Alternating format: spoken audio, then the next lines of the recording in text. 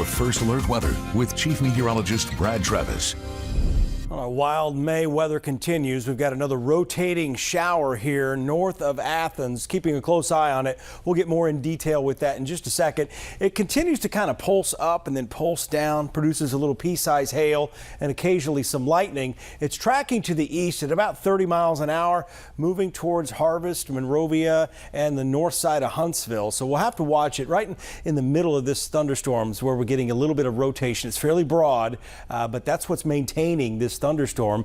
After midnight, that low-level wind shear does start to increase. So that's when I think we'll have to watch things a little bit closer. But as we see it now, this is the area of a little bit of rotation here north of Athens, between there and Ardmore, tracking to the east, again towards Harvest and Monrovia. So we'll keep an eye on this. We'll watch it very closely for you, and we'll be here staffed all night long. In this area in green, that's the area where we have some of this pea-sized hail going on near Elkmont. So that's kind of where that area rotation is. The northern side of that rotation is. So we'll continue to keep a close eye on that as that all tracks to the east, again towards Hazel Green over time.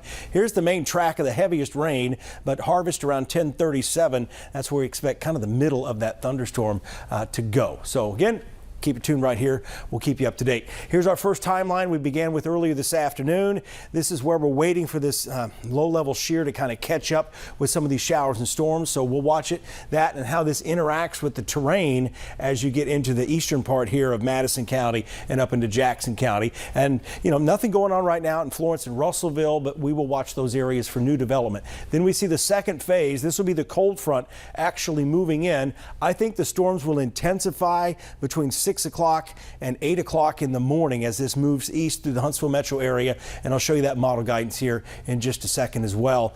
Check the weather service, just make sure. Got a report of a wall cloud. We did get a report of a wall cloud near Elkmont, I believe, given the meso on the radar. Again, they're watching that closely. Again, this is a lowering of the cloud there north of Athens. So we'll continue to watch that. Out to the west, we'll see new development out here. You see that south of Memphis. That's going to be potentially moving in overnight tonight. Model guidance has this area here at 9 o'clock. It's done a really good job with this. It's keeping it a little farther north than where it is now.